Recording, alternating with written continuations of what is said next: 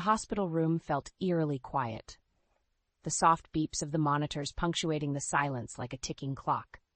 I cradled my newborn twins, their tiny faces scrunched in peaceful sleep, oblivious to the turmoil that was about to unfold. A gentle knock at the door startled me, and a nurse entered, a somber expression etched on her face. "Mrs. Archer, this letter arrived for you," she said, her voice laced with poorly concealed pity. I took the envelope, my hands trembling slightly. As soon as the nurse left, I tore it open, my heart pounding in my chest. The words seemed to blur before my eyes, but one phrase stood out in stark relief. "I want a divorce." My world shattered in that moment. Calvin, the man I had loved and trusted, the one I thought would stand by my side through thick and thin, had betrayed me in the cruelest way imaginable. The letter went on to reveal his affair, his decision to abandon me and our children for another woman. Tears streamed down my cheeks, and I clutched my babies closer, as if they were the only anchors keeping me from drifting away into a sea of despair. How could he do this to us? After years of struggling with infertility, these precious little ones were supposed to be the culmination of our dreams, the embodiment of our love. But Calvin's absence spoke volumes. He didn't even bother to show up for their birth, too consumed by his selfish desires to witness the miracle we had fought so hard to achieve. The man I thought I knew had become a stranger, and the life I had envisioned for us was nothing but a cruel illusion. In that moment, I made a silent vow to my children. I would be the strength they needed. I would protect them from the pain and betrayal that their father had inflicted upon us. And I would rise above this, not as a victim, but as a survivor, forging a new path for myself and my family. It was a long, sleepless night, punctuated by the soft cries of my babies and the shattering of my own heart. But as the first rays of dawn filtered through the window, I knew that this was not the end, but the beginning of a new chapter, one where I would write my own story, free from the shackles of a broken marriage and a broken man. I clutched the divorce papers like a lifeline, my knuckles turning white with the sheer force of my grip. Calvin's words cut deeper than any knife, his cruelty slicing through the very core of my being. "You're delusional if you think you can handle raising those brats on your own," he sneered, his voice dripping with contempt. "You'll fail as a mother, just like you failed as a wife." My brother Evan, who had taken me in after I left the hospital, placed a comforting hand on my shoulder. "Don't listen to him, sis. He's just trying to hurt you." Calvin scoffed, his lips twisted into a sneer. "Hurt her? I'm just telling the truth. She's nothing but a burden, and those kids are better off without her." I flinched, his words like physical blows, but Evan's presence gave me strength. "Get out of my house," he growled, his usually gentle demeanor replaced by a protective fury. Calvin shrugged, his cold eyes meeting mine for a brief moment before turning on his heel and leaving. The silence that followed was deafening, punctuated only by the soft whimpers of my newborn twins in the nursery. Evan enveloped me in a warm embrace, and I clung to him, my body shaking with the force of my sobs. How could he be so cruel? I choked out, my voice muffled by his shoulder. "He's a coward," Evan said, his voice laced with disgust. "But you're stronger than him, Miranda. You've always been the stronger one." His words resonated deep within me, igniting a spark of determination that had been flickering beneath the pain and betrayal. I pulled back, wiping the tears from my eyes, and nodded. "You're right," I said, my voice steadier than I had expected. "I can't let him break me, not when I have these two precious lives depending on me." Evan smiled, his eyes shining with pride. "That's my sister. Now let's focus on getting you and the twins settled. You're safe here, and we'll figure out the next steps together." As I held my babies close, their soft breaths brushing against my skin, I knew that Evan was right. Calvin might have shattered our family, but he couldn't destroy the unbreakable bond between a mother and her children. I would rise above his cruelty, his insults, and his attempts to diminish me. This was just the beginning of a new chapter, one where I would write my own story of resilience and triumph. The soft coos of my twins filled the air as I rocked them gently, their tiny fingers curled around mine. It had been a few months since I had taken refuge at Evan's place, and the wounds of Calvin's betrayal were slowly starting to heal. A knock at the door interrupted my reverie, and Evan poked his head in. "Hey, you've got a visitor," It's Derek. My heart skipped a beat at the mention of my old college friend. Derek had been a constant source of support during those tumultuous times, his unwavering friendship a lifeline in the midst of the storm. "Send him in," I called out, unable to suppress the smile that crept across my face. Derek stepped into the nursery, his warm grin instantly brightening the room. "There's my favorite little family," he said, his eyes twinkling with affection. "Derek, it's so good to see you," I said, rising to embrace him with one arm, the other cradling my precious bundle. He returned the hug with gentle care, mindful of the fragile lives nestled against me. "You're looking well," he murmured, pulling back to study my face. "Motherhood suits you." I felt a flush of pride at his words, a stark contrast to the constant barrage of insults and put-downs from Calvin. Derek had a way of making me feel valued, seen, and understood in a way that my ex-husband never could. "Thanks for being here," I said softly, my voice thick with emotion. "I don't know what I would have done without you and Evan." Derek waved a dismissive hand. "Don't mention it. That's what friends are for." His expression grew serious, and he lowered his voice. "Have you given any thought to the legal proceedings?" I nodded, my grip on my children tightening instinctively. "I want to fight for full custody. Calvin doesn't deserve to be a part of their lives, not after the way he treated us." Derek's jaw clenched, his eyes hardening.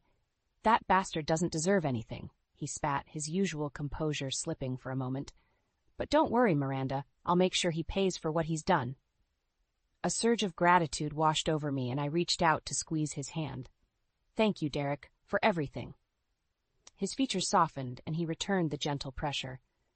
"You don't have to thank me. Just focus on being the amazing mother I know you are, and leave the rest to me." As Derek left, I couldn't help but feel a sense of renewed strength and determination. With him by my side, I knew that I had a fighting chance at building the life my children deserved, a life free from the toxicity and pain that Calvin had brought into our world. The road ahead might be long and arduous, but for the first time in a long while, I felt hope blossoming in my heart. Calvin might have shattered my dreams, but with the unwavering support of those who truly cared for me, I knew that I could pick up the pieces and create something even more beautiful, a future where my twins could thrive, loved and protected, untainted by their father's cruelty. The soft glow of the laptop screen cast a warm hue across Derek's face as he leaned back in his chair, brow furrowed in concentration. I watched him intently, my heart thrumming with a mixture of anticipation and trepidation. "Are you sure about this, Miranda?" he asked, his voice low and serious. "Once we set this in motion, there's no turning back." I nodded, my resolve unwavering. He brought this on himself. It's time he faced the consequences of his actions. Derek let out a long exhale, running a hand through his hair. "All right, I've gathered enough evidence to bury him, but we need to be smart about how we play this." Leaning forward, he began to outline his plan, his words precise and calculated. "We'll start by issuing a formal demand for a fair settlement, custody, child support, and a substantial alimony. If he refuses, we'll have no choice but to go public with the information we have on his shady business dealings." My stomach twisted at the mention of Calvin's professional misdeeds.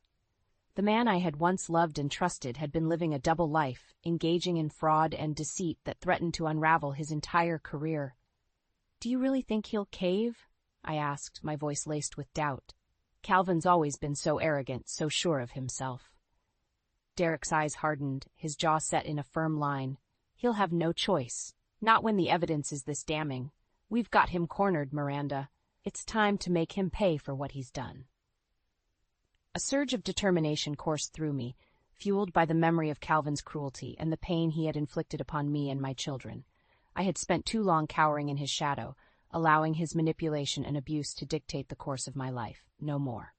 "Let's do it," I said, my voice steady and resolute. "I'm ready to take back control." Derek's lips curved into a grim smile, and he nodded. "Then let's make that bastard squirm." Over the next few weeks, we meticulously prepared our case, gathering every shred of evidence and fortifying our legal strategy. Derek was a force to be reckoned with, his razor-sharp intellect and unwavering determination a formidable combination. As the day of the mediation approached, I could feel the tension building, like a coiled spring waiting to be released. Calvin had no idea what was coming, and I couldn't help but savor the thought of wiping that smug grin off his face. When the moment finally arrived, I steeled myself, drawing strength from the knowledge that I was no longer fighting alone.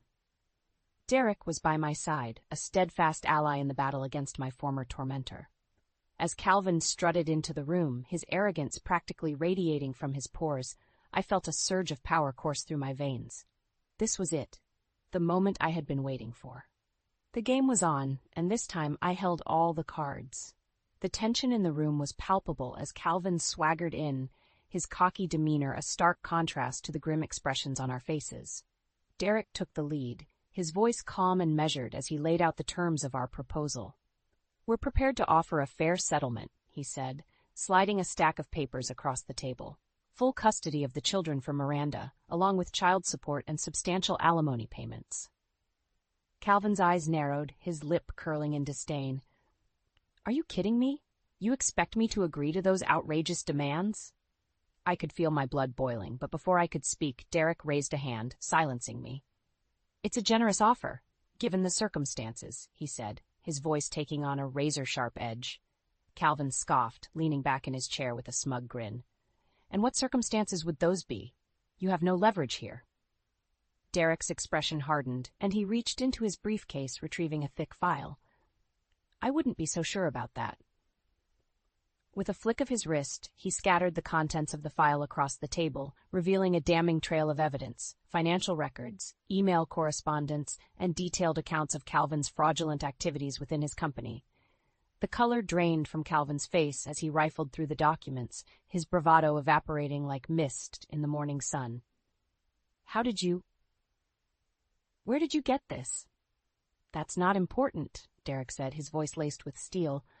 "What matters is that we have more than enough evidence to bury you, professionally and personally."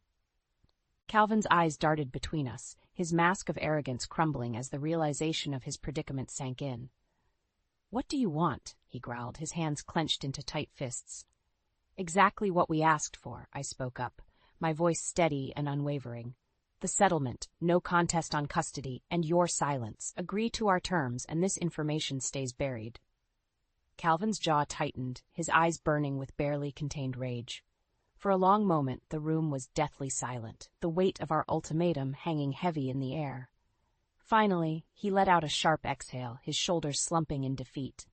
"Fine, you win." A surge of triumph coursed through me, but I refused to let it show on my face. Calvin had brought this upon himself, and for the first time, he was the one left powerless, stripped of his arrogance and control. As he scrawled his signature on the settlement papers, his hand trembling with barely contained fury, I felt a weight lift from my shoulders. The nightmare was finally over, and I had emerged victorious, not just for myself, but for my children. Derek and I exchanged a glance, a silent acknowledgement of our shared triumph passing between us. We had played the game, and we had won, leaving Calvin to face the consequences of his own actions.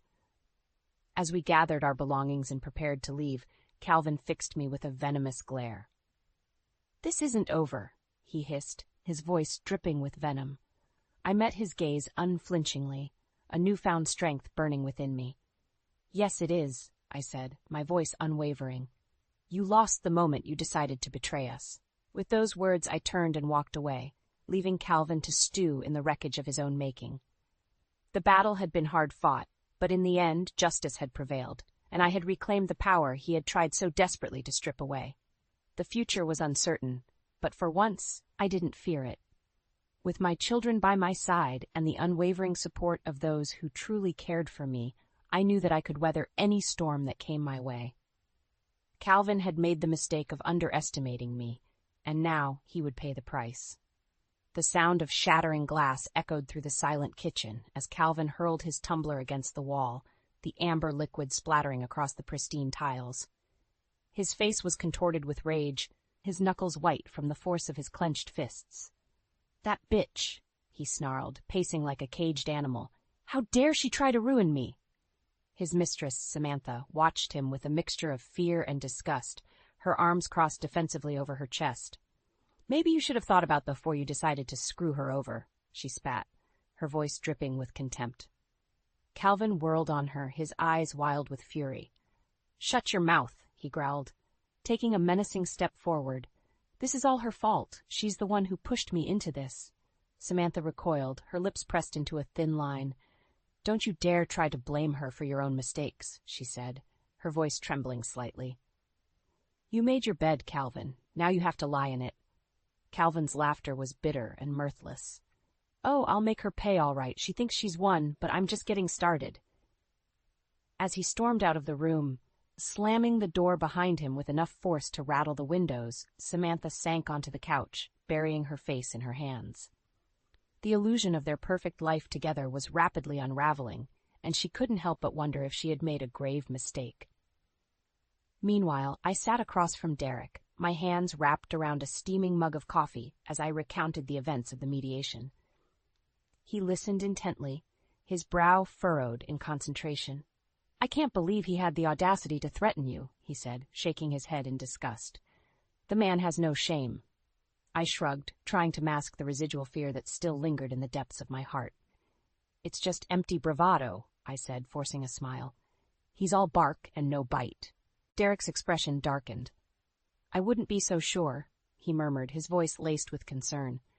"Calvin's a desperate man, and desperate men are capable of dangerous things." A chill ran down my spine at his, but I pushed the uneasy feeling aside. "Even if he tries something, we'll be ready," I said, my voice resolute. "We have the upper hand now." Derek nodded, but the worry lines etched across his forehead didn't fade. "Just promise me you'll be careful," he said, reaching across the table to take my hand in his. "I don't want anything to happen to you or those beautiful kids of yours." I squeezed his hand, drawing strength from his unwavering support. "I promise," I said, my voice thick with emotion. "We've come too far to let him win now." As the days passed, Calvin's world continued to crumble around him. News of his professional misdeeds began to leak, spreading like wildfire through the business community. Clients and colleagues alike turned their backs on him, horrified by the extent of his deceit. Samantha, unable to bear the weight of the scandal, packed her bags and left, disappearing without a trace. Calvin was left to face the consequences of his actions alone, his once powerful empire reduced to ashes. And through it all, I watched from the sidelines, a sense of vindication washing over me. Calvin had thought he could break me, but in the end, his own arrogance and greed had been his undoing. As I held my children close, their innocent laughter filling the air, I knew that I had won the greatest victory of all, the ability to provide them with a safe, loving home, free from the toxic influence of their father. Calvin's collapse was a harsh lesson in karma, a reminder that no matter how powerful or invincible one might seem, the truth always has a way of catching up. And as I looked towards the future, I couldn't help but feel a sense of hope and possibility, knowing that I had emerged from the ashes of my past, stronger and more resilient than ever before. The sharp ring of my phone cut through the peaceful silence of the evening. I glanced at the caller ID and felt my heart sink. It was Derek. "Hello?" I answered, a sense of dread settling in the pit of my stomach. "Miranda, you need to turn on the news. Right now." Derek's voice was laced with urgency, sending a chill down my spine. Without a word, I grabbed the remote and switched on the television, my breath catching in my throat as the headline flashed across the screen, "Local businessmen embroiled in fraud scandal." And there, larger than life, was Calvin's face, his expression a mixture of defiance and barely concealed panic as he was swarmed by a pack of ravenous reporters. "Mr. Archer, is it true that you've been embezzling funds from your company?" one of them shouted, thrusting a microphone in his face. Calvin recoiled, his jaw clenched tight. "No comment," he growled, pushing his way through the throng. But the reporters were relentless, their questions growing more pointed and accusatory with each passing second. "What about the allegations of insider trading? Can you confirm or deny your involvement? How do you respond to the claims that you've been bribing government officials to secure lucrative contracts?" Calvin's face contorted with rage, his mask of composure slipping as the weight of the accusations bore down on him. "Get those cameras out of my face!" he snarled, lashing out at the nearest reporter. The scene descended into chaos, a flurry of shouting and jostling bodies as Calvin fought to escape the relentless onslaught of questions and accusations. I watched in stunned silence, my heart pounding in my chest as the reality of what was unfolding hit me. This was it, the final nail in the coffin of Calvin's once pristine reputation. As the news coverage shifted to a panel of analysts dissecting the scandal and speculating about the potential legal ramifications, I felt a surge of vindication coursing through my veins. Calvin had brought this upon himself, and now the world was bearing witness to the true depths of his depravity. The phone buzzed in my hand, snapping me out of my trance. It was Derek again. "Did you see it?" he asked, his voice tinged with a mixture of satisfaction and concern. "I saw it," I replied, my voice barely above a whisper. "It's really happening, isn't it?" Derek let out a long exhale. "Yes, it is, and there's no turning back now." A heavy silence hung between us, the weight of the situation settling like a thick fog. "Are you okay?" Derek asked, his voice softening with concern. I nodded, even though he couldn't see me. "I'm okay," I said, surprised by the steadiness of my own voice. "This is what we wanted, isn't it? For him to face the consequences of his actions." "Yes, but that doesn't make it any easier," Derek said gently. "You're allowed to feel conflicted, Miranda. This is a lot to process." I swallowed hard, my gaze drifting to the twin cribs in the corner of the room, where my precious babies slept peacefully, blissfully unaware of the storm raging around them. "I know," I said, my voice thick with emotion. "But I have to stay strong. For them. They deserve a life free from the toxic legacy their father has left behind." Derek was silent for a moment, and when he spoke again, his voice was laced with a quiet pride. "You're an incredible woman, Miranda Archer. Never forget that." As I ended the call and set the phone aside, I couldn't help but reflect on the long and arduous journey that had led me to this moment. Calvin's public disgrace was the final blow, the culmination of his own selfish actions and misdeeds. And yet, as I watched the news footage replaying in an endless loop, I felt no sense of triumph or satisfaction, only a profound sadness for the man he had become, and a fierce determination to ensure that my children would never bear the scars of his misguided choices. The road ahead was uncertain, but one thing was clear. Calvin's reign of terror was over, and it was time for me to step into the light, embracing the future with open arms and a heart full of hope. The soft glow of birthday candles flickered across the faces of my loved ones, their smiles warm and radiant as they gathered around the twins' cake. It was hard to believe that an entire year had passed since that fateful day in the hospital, the day my world had been shattered by Calvin's betrayal. But as I looked around the room, surrounded by the people who had stood by me through the darkest of times, I couldn't help but feel a profound sense of gratitude and hope. Evan, his eyes shining with pride, beamed at me from across the table, his unwavering support a constant source of strength. And beside him sat Derek, his hand resting comfortingly on my arm, a silent reminder that I was no longer alone. The twins giggled and clapped their hands, oblivious to the tumultuous journey that had brought us to this moment. For them, this was simply a day of celebration, a chance to revel in the unconditional love that surrounded them. As the birthday song faded into a chorus of cheers and laughter, I couldn't help but reflect on the long and winding road that had led me here. The pain and heartache of Calvin's betrayal, the fear and uncertainty that had threatened to consume me, all of it had been a crucible, forging me into a stronger, more resilient version of myself. No longer was I the meek, downtrodden woman who had cowered in the shadow of her husband's cruelty. I was a survivor, a warrior, who had stared down the demons of my past and emerged victorious.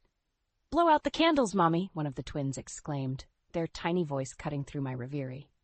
I smiled, leaning down to press a kiss to each of their foreheads before taking a deep breath and extinguishing the flickering flames with a single, decisive puff. A chorus of cheers erupted around the table, and I felt a warmth bloom in my chest that had nothing to do with the candles. This was my life now, a life filled with love, laughter, and the promise of endless possibilities. As the party wound down and our guests began to trickle out, Derek lingered behind, his gaze soft and affectionate as he watched me tidy up. "You've come so far, Miranda," he said, his voice laced with pride. "I can't even begin to tell you how amazed I am by your strength." I paused, turning to face him with a grateful smile. "I couldn't have done it without you," I said, my voice thick with emotion. You were the one who helped me find my way back when I thought I was lost forever." Derek shook his head, his eyes shining with a quiet intensity. "You found your own way," he said, taking a step closer. "I was just lucky enough to walk beside you." Our gazes locked, and in that moment the air seemed to crackle with a charged energy, a silent acknowledgement of the bond that had been forged between us through fire and adversity. Before I could second-guess myself, I closed the distance between us, my lips finding his in a tentative, exploratory kiss. Derek froze for a heartbeat before melting into the embrace, his arms wrapping around me with a tenderness that threatened to undo me. When we finally broke apart, breathless and flushed, I couldn't help but let out a tremulous laugh. I never thought I'd find happiness again, I confessed, my voice barely above a whisper. Derek cupped my face in his calloused hands, his eyes shining with a fierce determination. "You deserve all the happiness in the world, Miranda, and I'll spend every day making sure you get it." As he pulled me into another searing kiss, I knew that this was just the beginning of a new chapter, one filled with love, laughter, and the promise of a future untainted by the ghosts of my past. Calvin's shadow no longer loomed over me, for I had stepped into the light, embracing the strength and resilience that had been forged in the fires of adversity. The road ahead was uncertain, but for the first time in a long time, I didn't fear the unknown. With my children by my side and the love of a good man to guide me, I knew that I could conquer any obstacle that dared to cross my path. This was my life, my story, and I was the author of my own destiny.